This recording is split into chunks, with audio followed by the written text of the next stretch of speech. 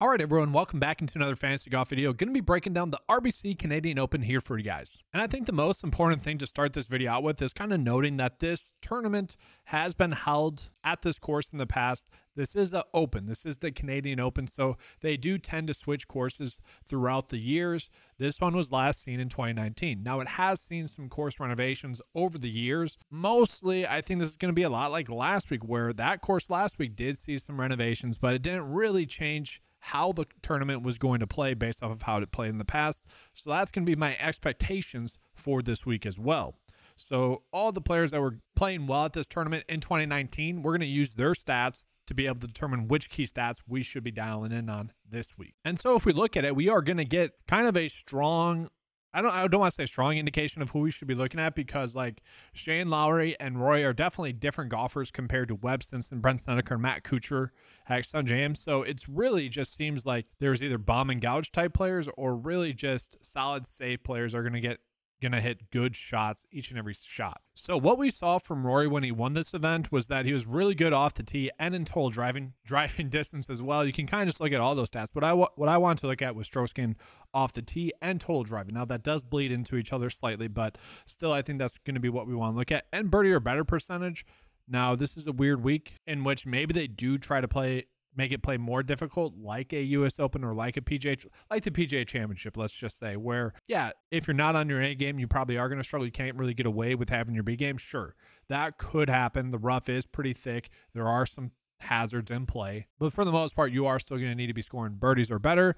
And for whatever reason, 200 plus was popping up a lot, or in 2019 as well. So that's definitely an interesting stat. But when looking at those stats, we're going to see Rory's popping up, Sam Burns, Keith Mitchell, Cameron Young, EVR, Corey Connors, Tagala, Kevin Yu, McNeely, Shane Lowry. Kevin Daughtry is definitely an interesting one. Look at stroke gain off the tee, one of the best on the PGA Tour and this season. Maybe someone that gets hot if the length does tend to matter a little bit more. So because we haven't seen this tournament that much, or this course that much, we don't really have course history to go off. We are pulling that on, and that is going to be part of what I'm looking at, the RBC Canadian Open from 2019. And I also do want to look at the RBC Canadian Open from 2022, because those two courses did play similarly. Other two courses that I'm pulling in will be comp courses. By now, you guys know my thoughts for comp courses. Typically, no reason to pull those in, and I think this is a perfect example of what I mean by that. So the two comp courses or events that I'm pulling in are going to be the RBC Heritage and the Wells Fargo Championship. Two tournaments that are already factored into your data set when you're pulling in recent form or stats. If you guys are someone that doesn't look at like just recent form, they're already being pulled in for your recent stats as well, because more likely than not, they played in those tournaments. And so that is something that I want to pull out. Like I always say, the specialist data that I'm pulling in, which takes all the unique characteristics for that week's tournament, that's better than looking at comp course history, especially from that season, because, well, we already getting our exposure to that data. But I am putting it in there for this year. And the reason why is because, well, think about it, Parkland style courses, shorter tracks, somewhat hazard-based tracks. And this is something that I did in 2022 and in 2019, did work out, relatively speaking, slightly better than the average salary. So I'm fine with that. And what you'll see when you look at it is Rory really, really pops, right? And maybe that's part of the reason as to why the data was slightly better. But 3 victories, right? Like that is insane.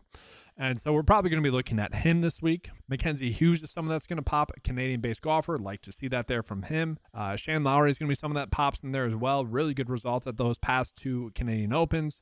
Like to see that there from him. If you guys want to look at last year's Canadian Open, you could as well. All in all, I do think those Canadian-based golfers do tend to pop a little bit more. Adam Hadwin being one of those guys who's played really well at tracks like this. Nick Taylor's popping up, obviously last year's winner at the RBC Canadian Open. So we do have a lot of like strong names, I would say, in terms of course history, comp course history. But let's just say we want to look at the results from 2019 for players that are in the field. You got Rory, Shane, Snedeker, Matt Kuchar, Adam Hadwin, Mackenzie Hughes, Ben Silverman, who's been okay. EVR, I think is going to be a popular name. So we do have some choices to go in on this week. Now, I do think recent form is going to be a huge factor in terms of who we want to be on, like in terms of safety and upside this week.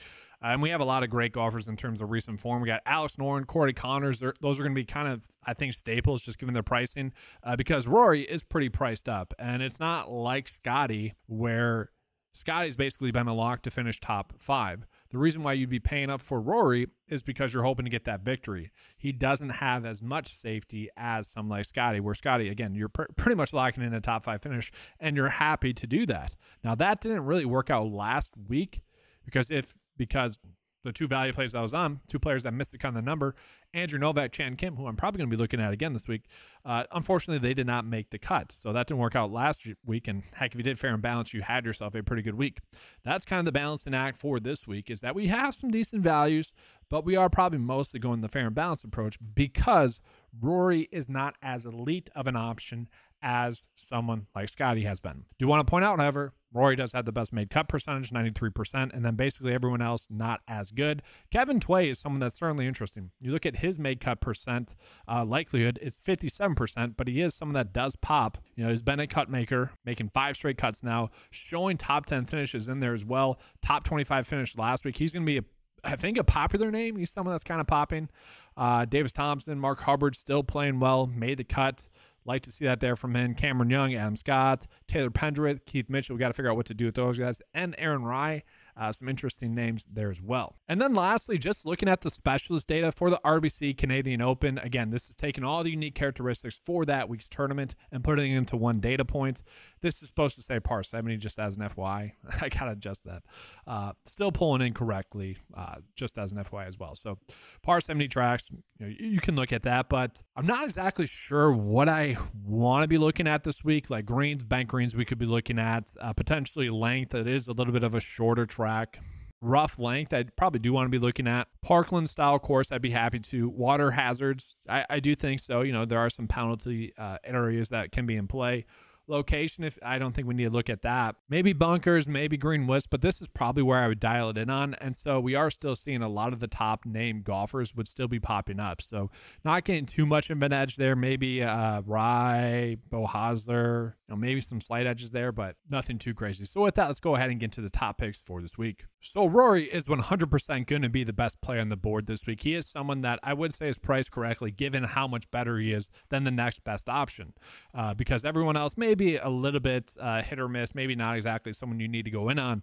Rory should have that safety, should have that upside. Again, looking at the comp course history and just course history, defending champ here, 2 other wins, when we're looking at that comp course history. If you didn't want to look at that, still number 1 specialist. 3rd best stat rank, that's the slight knock on him. Other than that, 2nd best with the comp course history, best recent form, 3rd best stat fit, best pick in the 905 mile, really by far. Just solid across the board. Rory is someone that if you can start your builds out with him, I would do that. But I do think starting out with this next golfer is going to be the better option. And so for me, the next best golfer would actually be Alex Noren. Alex Noren has been a super safe golfer this season, making 17 straight cuts on the PGA Tour, has the 2nd best made cut percent other than Corey Connors, or made cut likelihood other than Corey Connors. Corey Connors will be the next golfer I mentioned. He made the cut at this tournament in 2019. That's solid. Also made the cut at the Wells Fargo Championship. Again, we're kind of used, I guess that wasn't a cut-based event, but still top 25 finish there. That's solid. Would have been a made cut if you, adjust it. Key stat-wise, solid across the board. Really no concerns there in his stat fit. 9th best in the field. 5th best specialist. Really someone that I really like to bet outright as well. You can get him at 25-1. He is kind of a lineup starting point to me because, again, I do think we would maybe be sacrificing a little bit too much by playing Rory in our builds. So I feel pretty comfortable putting Alex Noren into that build. So we're going to go ahead and do that. He continues to play well, like I mentioned. And then we have Corey Connors next, who's just been a made cut machine. 13 straight made cuts this season, 13 for 13. Love to see that there from him. And all of them have been pretty solid finishes. We really haven't seen that upside finish from him lately. I mean, I'm not complaining about top 25 and better finishes. Like that's pretty solid. Long-term form, he's been solid. Recent form, he has been solid as well. So, we just want to keep loading up on him. 2nd best specialist in the field. Course history rank, I mean, maybe a slight worry that he missed the cut in 2019. You guys kind of know my spiel by now, though. 5 years is a lot of years removed. Now, the only reason why I like to use that this week is because, well, that is the last time that we had seen this course played at this tournament or just in general on the PGA Tour. I do think that can be important, at least this week. We're not going to get a better data point than that in terms of course history. Maybe other than the 2022 RBC Canadian Open, that might be about the same, just because, again, that course did play set up similarly. But other than that, played well at the Wells Fargo Championship, played well at that 2022 RBC Canadian Open, and made cut at the RBC Heritage. Key stat-wise, top 10 stat fit. Love that there from him. He's another one that 25-1 outright-wise, I really like that. I don't think he's going to put too much pressure on himself to win this week, but at the same time, I still think he's going to be able to make the cut this week, so I feel very comfortable with him as a play this week as well. The only two concerns that I have about those two golfers right there and starting my builds out with them is that you could argue that they are due for a missed cut just because they've been playing so well for so long that we do tend to see random golf. Stefan Jaeger is a good example of that, where it really seems like they're either going to win soon or miss a cut soon. For Jaeger, it was both, but that's where I don't mind these guys. Like, they are still playing well. They probably are due for a victory here more so than a miscut. Very strong, safe golfers as well. Definitely happy to play those guys. From there, the only other golfer, I shouldn't say the only other golfer, but Shane Lowry is really the play to me that stands out the next best. Tommy Fleetwood, wouldn't be surprising if he played well. Tagala wouldn't be surprising if he played well. Cameron Young, a little bit hit or miss. Sam Burns, a little bit hit or miss.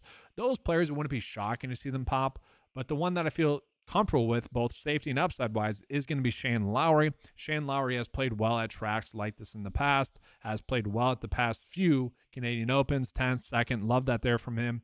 Stat fit wise, pretty strong across the board. A little bit hit or miss there, but really just good enough. I do think that victory for him at the Zurich Classic did kind of help him a little bit mentally. Like, if he is truly in contention, I wouldn't say he was truly in contention at the PGA Championship. 6th place finish from him there was just good for him. But he has shown upside. He has shown top 10 upside for us. And this is where he probably is a little bit too priced up. That's why I like going Noren and Connors a little bit more. But at the same time, he has safety. He has more safety than those other guys. Should be able to make the cut, but also should provide a top 5 finish for you. So that's going to be it for the high tier plays. Let's go ahead and drop down into the mid tier. And really, I'm okay with Aaron Rai. Aaron Rai has made 4 straight cuts now, 13th place finish at the RBC in 2022. I'm kind of okay with that. Again, we don't need to look at that too much, but 12th best specialist, top 20 stat fit, really just coming in, checking all the boxes, has shown upside. Wouldn't be surprising to see him in contention. I don't think anyone would be shocked about that. Keith Mitchell is the one that's super annoying because stat fit wise really pops. 4th best stat fit in the field. This kind of reminds me a little bit of Keegan Bradley last week, where if the course does indeed set up well for Keith Mitchell, like it seemed like with Keegan Bradley, I think the stars could kind of align where he finds himself into contention. And guys, just as an FYI, still a little bit tilted that Keegan didn't win. It's literally the 2nd, 3rd, and 4th place finishers, very predictable, and then you have a winner that is just so random. Like Davis Riley, probably going to be the worst winner this season, data-wise, and that's just a tough pill to swallow. Like, if Scotty beat like Keegan and Colin Morikawa, would have been okay with that. Much more easy to stomach when it's just a random outlier week for someone. That's a little bit annoying. But getting back to Keith Mitchell, just a solid play. Like, I'm perfectly happy to play him. And then after that, like, really, if I'm trying to chase a little bit of both risk reward, I might just be looking at EVR, where if you look at over his past 9 starts, has 3 top 10 finishes, but also a couple of miscuts in there. He has indeed been hit or miss, but he is a top 7 stat fit this week. Has played well at this event in the past. Really not someone that's too crazy, but that's where, like, if we're looking at Sam Burns, yes, he's going to be a better stat fit, more likely has a chance of having a higher upside finish. At the same time, EVR does present top 10 upside as well at a much cheaper price tag. So EVR, GPP only play. But then after that, we drop into some of these other plays. I'm definitely happy to go back to the well with Mark Hubbard. He did not have his A game last week, but he was able to make the cut. Wish he would have had a better weekend finish like Lucas Glover, who nearly snuck into a top 10 finish, but those two were in my favorite bet of the week, which was the made cut parlay with Mark Hubbard and Luke Glover. Kind of wish Glover was playing this week, but Mark Hubbard's still going to be a solid play. Birdie or better percentage, making enough birdies. He's not the longest off the tee, so that might worry me. But again, going back to 2019, we did see players like Matt Kuchar performing well. Those two, I would say, are somewhat similar, Kuchar, Hubbard. I like Hubbard as well this week. Top 10 specialist, recent form, top 10 in the field. Love that there from him.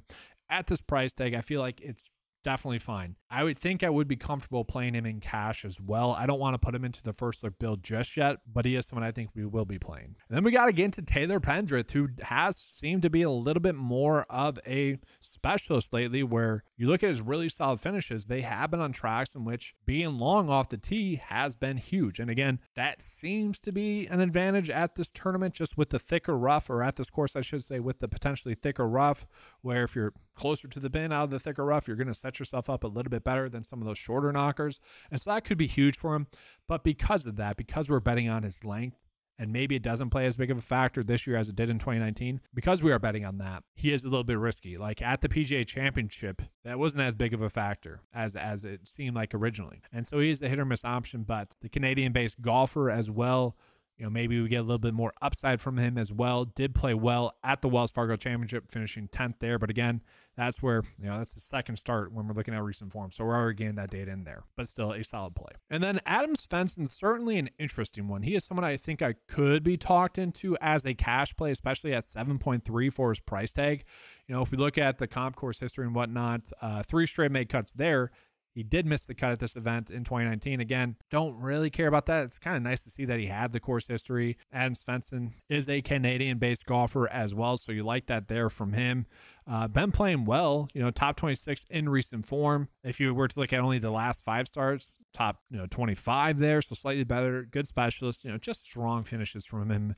And given the fact that it is a Canadian-based event, maybe that just motivates him a little bit more. He does feel to be a slightly too cheap play. And then I do want to get into one play that does seem to be like an elite value for us this week, and that's going to be Kevin Tway, which does sound weird to say, but he's popping. He's been playing well thus far this season, guys. Look at the past few starts, 24th, 43rd, 9th, 11th, 3rd place finish from him. That's pretty good stuff. Now, it is a small sample size, but at 6.7, at that cheap of a price tag for us to be chasing that upside and that strong form just carrying over, and the fact that he has played well at this tournament in the past, at this course in the past, made the cut in 2019. Not exactly well at the Wells Fargo Championship. That could be a little bit of a concern, but no cut event. Kind of write that off. And so he's someone at this price that I don't think I can avoid. And they're not showing his 11th place finish at the Zurich Classic. Again, I include that because I think playing good golf is just playing good golf. Love to chase golfers that are playing good golf. And then from there, I'm kind of okay going back to Chan Kim, just because he's been a solid golfer, still a solid enough play across the board, still at a cheap price tag, missed the cut on the number, maybe was unfortunate with the weather wave. I'm kind of okay with that. And then same thing with Andrew Novak, who I probably trust slightly more than Chan Kim this week. Also a golfer that missed the cut on the number last week, but prior to that had been playing some good form, has shown a little bit more upside as well. But again, at this cheap price tag, those are 2 plays that I can certainly get to. Zach Johnson's going to be another decent value, but I want to show you one other sneaky value play, and that's going to be Patton Kizzire. So this is I think a pretty good example of why I like to look at the Zurich Classic in terms of recent form, because prior to the Zurich Classic, Patton Kizzire had not been playing good golf. He might have found something at that event where he finished 23rd, and then since then 28th, 24th, and 10th last week. He seems to be, getting a little bit hot here. Key stat-wise, does make a lot of birdies. Like that there from him.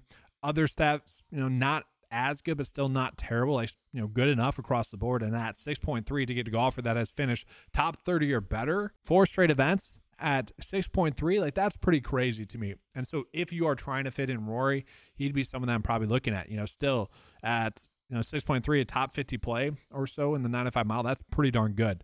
So let's go ahead and finish out this first look build, and then we'll see what the data is telling us to do as well. So last week, I think, was the first bad week in 3 months in terms of giving you guys a first look build. And again, that's mostly just because Chan Kim, Novak, they missed the cut on the number, paired that with Scotty. Didn't work out. Maybe a little bit too risky. Again, fair and balanced did work out.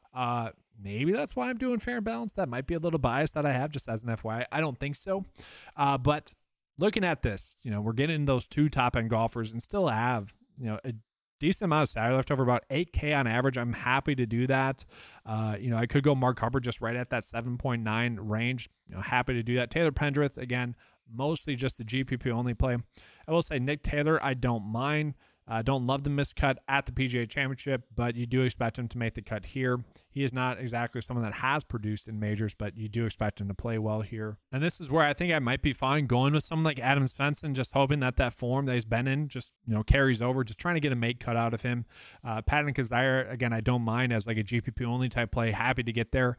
And this does leave us at somewhat of a weird range. Like if we could get to Aaron Rye there, I'd probably like that a little bit more because, I don't know, Keith Mitchell just feels like a more GPP only play, although I do expect him to give us a top 20 or so finish here. EVR, again, pops decently well. Adam Hadwin's been playing well. I don't know if we need to go that heavy Canadian-wise, but he's someone I'd be happy to get to as well. But let's see what it looks like with subbing in Patton Kazire instead of Svensson. Could regret that. That leaves us with 9.7 left over. Maybe not that good there. So definitely interesting there. Let's see. We'll go Rye, 7.1. Also kind of a weird spot pricing-wise. So I think this is kind of a good example of like the week. Can make a decent build, 5 out of 6, potentially, you know, pretty easily. And then from there, it's going to get a little bit more difficult. Let's see what we do if we take Hubbard out. Goes Svensson, 7.7 left over. Still not that good. So this is a tougher week to dial in on like really one lineup path, which should be a good thing. You know, there shouldn't be people dialing in too much on a certain lineup path, which I like. That's a good thing. And so let's go ahead and just run the 9-5 PGA lineup builder just to see kind of what it says is the optimal lineup. I'm kind of on the same path. I mean, basically it likes Akshay at 8.1, then Hubbard, Davis Thompson, Eric Cole. So Eric Cole likes a decent amount with no minimums on it. It actually gave us too much Corey Connors, I would say. In my eyes, that would be too much Corey Connors. 70% Mark Hubbard and only 45% Alex Noren. Now let's see what it looks like if we do kind of cap it. So we'll do 3 unique players, we'll do 30% max exposure just to see kind of what that spits out to us, just so we can kind of see the week that we are getting. Taylor Penn just popping up in there a little bit, but much more fair and balanced. And this, I'm probably okay with this approach more so this week, is probably going more along this lines and probably forcing a little bit more of Rory. I'm actually curious. Let's see what happens if we lock in Rory to 30%, if we're still getting a solid amount of Lowry, Connors, Noren. So no, it definitely 30% Connors there, like that. Not as much Noren or Lowry then. So obviously I have to finagle that a little bit, but definitely interesting there. But that's going to be all for today's video. Did just want to say thank you guys to all the support that you have shown thus far this season. With that, I have been able to start doing live streams on Wednesdays. That is something that I plan to continue to do. But I just want to, thank you guys for that. But let's go ahead and, land the plane here. Make sure to give a like and subscribe to the channel. I do appreciate that. If you guys want to access to any of the tools that you saw in this video, head on over to 9to5sports.com. Oh, Kevin Tway is 150 to 1 on some sites. Speaking of some tools, I saw that on the betting sheet. On other sites, he's 80 to 1 on some sports books. So that is a very good edge. 150 to 1 on FanDuel, bet that. Like, that's a very good edge. All right, that's going to be all. Thanks for watching. And as always, let's keep cashing.